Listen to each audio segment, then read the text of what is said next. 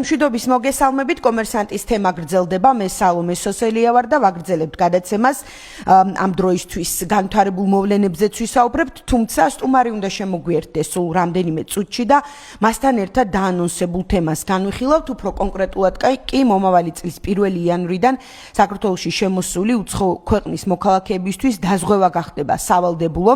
ახალი რეგულაციის მიხედვით საქართველოში შემოსვლისას ტურისტს უნდა ჰქონდეს ჯანმრთელობის და უბედური შემთხვევების დაზღვევა, შემომავალი ვიზიტორების სავალდებულო დაზღვევის შემოტანა ტურიზმის შესახებ კანონითაა გაწერილი, დაზღვევის სქემა და პირობები კი მთავრობის დადგენილებამ უნდა განსაზღვროს. რას მოუტანს ეს ერთის მხრივ სადაზღვეო სექტორს და ჯანდაცვის მიმართულებასაც, სწორედ აი ამ თემების ანალიზს შემოგთავაზებთ სტუმართან ერთად.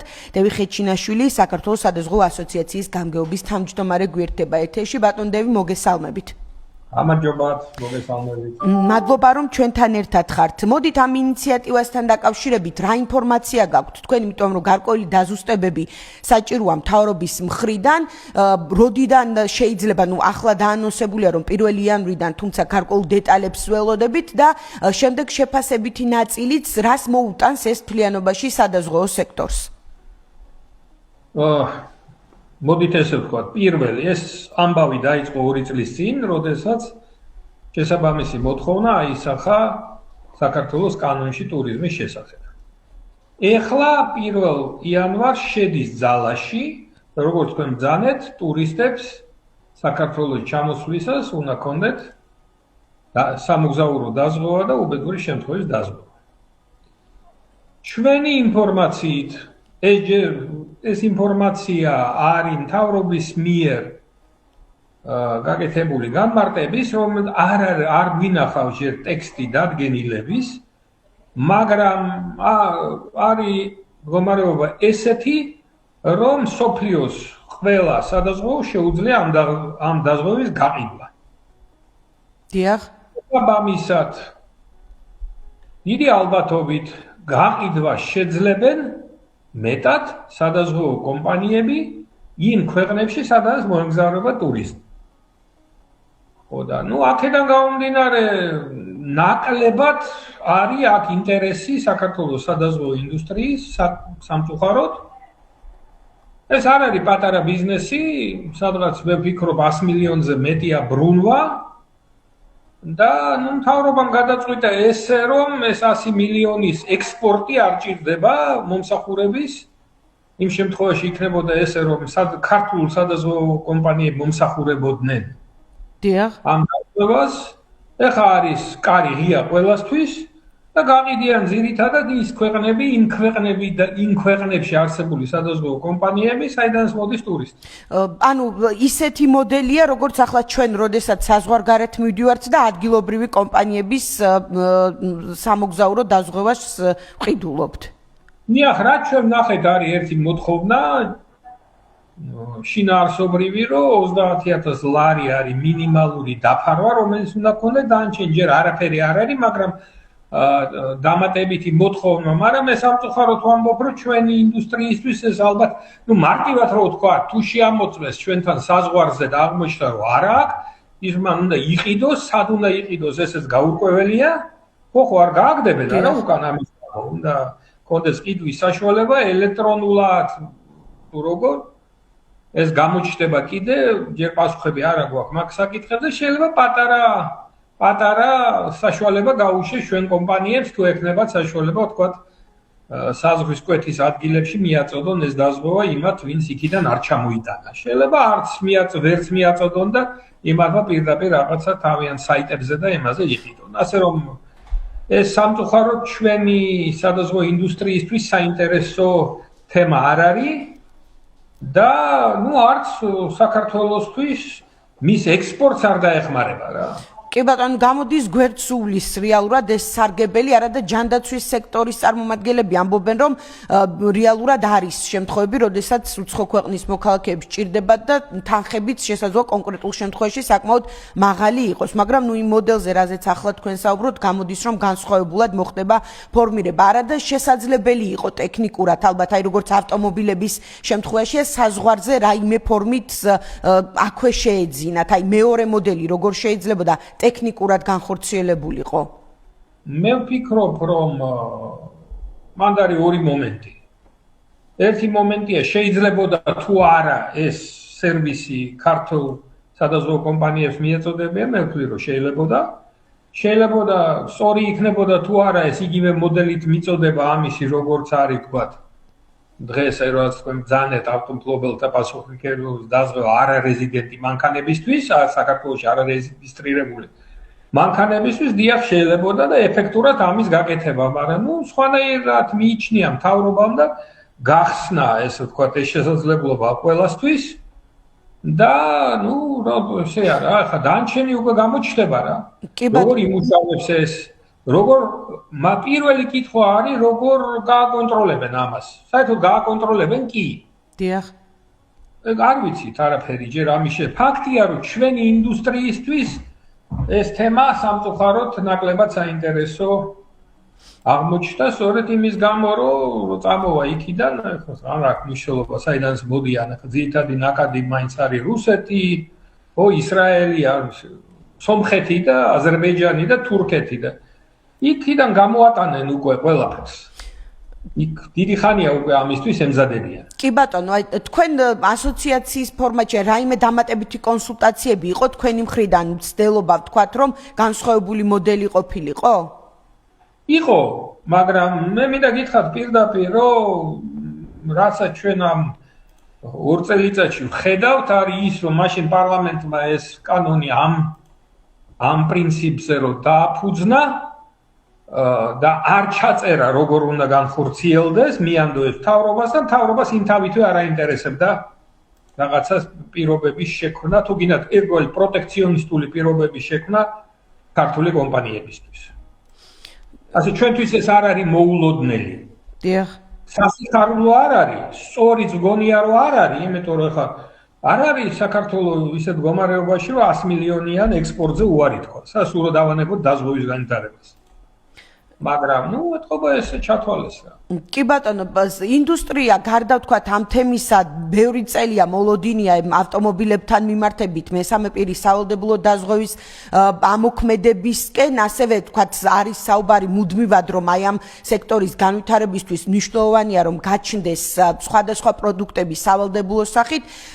აი ახლა რა განწყობა გაქვთ ამ ნაწილში, რახან საუბრობთ რომ როგორც ჩანს რაღაც გარკვეულწილად არ არის ასე ვთქვათ პრიორიტეტში სადაზღვევო სექტორისთვის რაღაც კონკრეტული ბენეფიტების შექმნა, ანუ რას ელოდებით მაშინ მომავალი წლისთვის იგივე აი ამ მესამე პირის სავალდებულო დაზღვევის ნაწილში.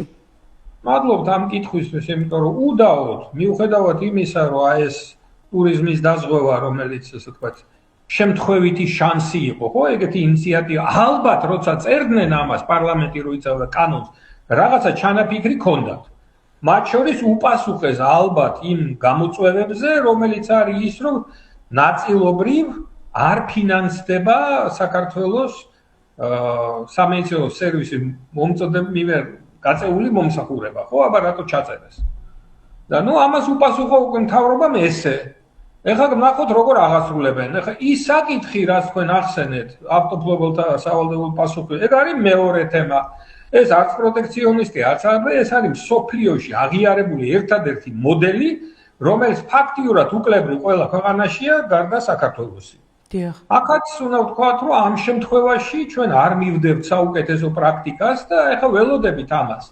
მე ბევრჯერ მithქოს, რომ საქართველოს მთავრობამ შარშან გადადგას უკვე განსხვავებული ნაბიჯი, მან თვითონ შეიმუშავა კანონპროექტი, რომელიც არსებობს და რომელიც ელის მთავრობის მიერ მის გაგზავნას პარლამენტში. როდის გააკეთებენ ამას, არ ვიცი. მაგას ვერ გეტყვით. ზუსტად ასეთივე საკითხია ის, მე მინდა გაუსვა ამასაც ხაზი, ის საკითხი, რომელიც ეხება ჯანმრთელობის დაცვის დაშენებული პროდუქტების ყველასთვის ხელმისაწვდომობას. როგორც იცით, საქართველოს ნახევარი მინიმუმ ანუ ის ადამიანები, რომლებიც შრომობენ, დობლაც ქმნიან რაღაცა სამ ქვეყანაში, თუ გადაწყვიტეს, რომ გაიუმჯობესონ თავითი მომსახურება დაშენებით, ხო, ანუ იყიდონ საყოველთაო პროგრამასთან ერთად იყიდონ ჯანმრთელობის დაზღვევის პროდუქტები, დაკარგავენ საყოველთაოს. ეს არასამართლიანი და უსარგებლო აბსოლუტურად და ადამიანებისთვის დამაზიანებელი ის არის. და მათ შორის ეკონომიკურადაც, როგორც აქ 100 მილიონი დავკარგეთ, ახლა იქ ვუბიძგებთ ადამიანებს ჯიბიდან გადახდებისკენ. ხო, იმიტომ რომ ვიცით რომ ჯამში საყოველთაო შეიძლება ფარავდეს 30-40%-ს საჭიროების. დანარჩენ ჯიბიდან და გადაიხადონ ეს ადამიანებმა არ აქვს საშუალება გაიუმჯობესონ დაზღვევით ხელმისაწვდომობა და ეგეც არის შეცდომა, რომელიც გასასწორებელია. და გააქვთ მოლოდინი, რომ მომავალი წლისთვის რაიმე წინსვლა ამ ნაწილში იქნება? ეს ახლა ძალიან რთული კითხვაა. მოლოდინი გვაქვს, ჩვენ სულ მოლოდინი გვაქვს. სულ მუშაობთ ამაზე, სულ ელაპარაკებით, მაგრამ რა იქნება?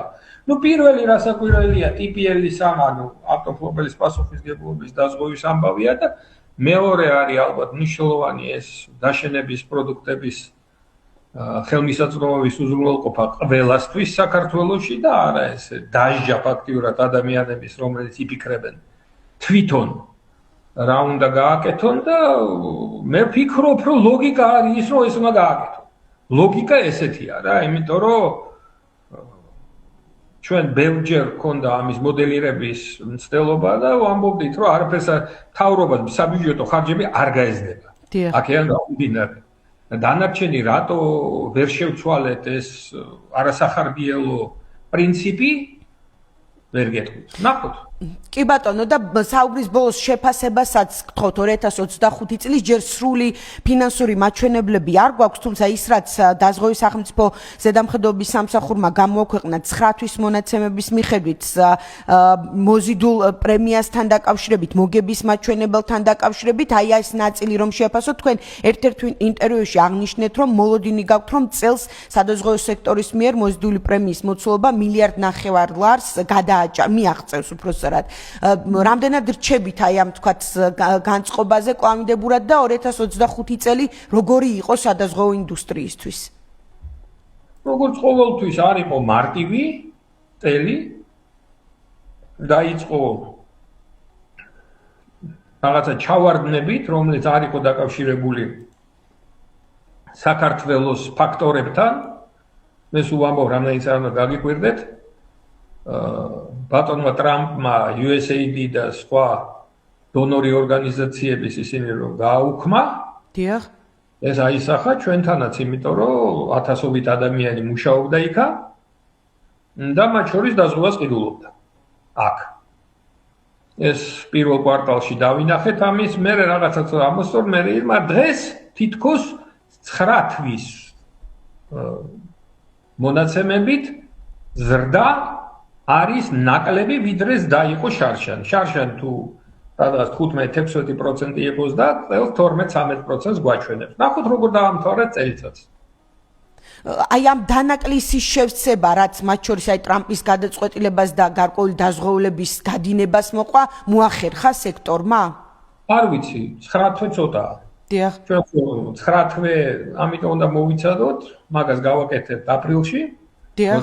დინება უკვე წლის მონაცემები და მე ვიმსჯელოთ იმაზე, რა შეიცვალა. ყველაფერი ჩვენთან ხო ჩვენი ზრდაც, რომელიც უფრო მეტია, ვიდრე კერძო სექტორის და ვიდრე ეკონომიკური ზრდა ქვეყანაში არის, მათ შორის მნიშვნელოვნად დაფუძნებული საერთო ეკონომიკურ ზრდაზე. დიახ. ამიტომ ნახოთ როგორ იქნება შედეგები ჩვენი საერთო ეკონომიკური განვითარების და როგორი იქნება მათ შორის სადაზღვევო სექტორის ზრდის შედეგები. მაგრამ ზრდა იქნება ახლა 13% იქნება თუ 15 თუ 16 ვერ გეტყვით, ახლა დღეს შევხედოთ.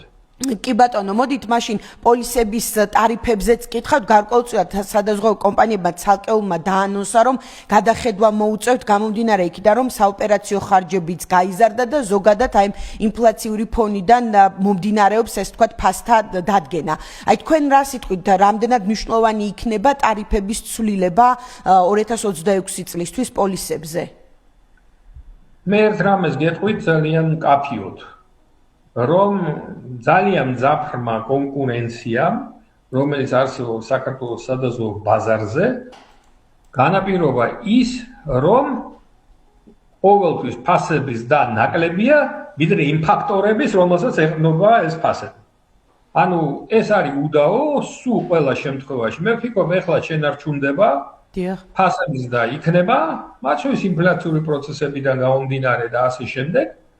Ну, ძირითად სექტორში მაგალითად ხო, როგორც არის ჯანმრთელობის დაზღვევა, სადაც ყველაზე მეტი ადამიანია დაზღვეული და სარგებლობს, მაგრამ ეს ზრდა იქნება ისევ და ისევ ნაკლები, ვიდრე მაგალითად და სამეცნიერო მომსახურების ფასების.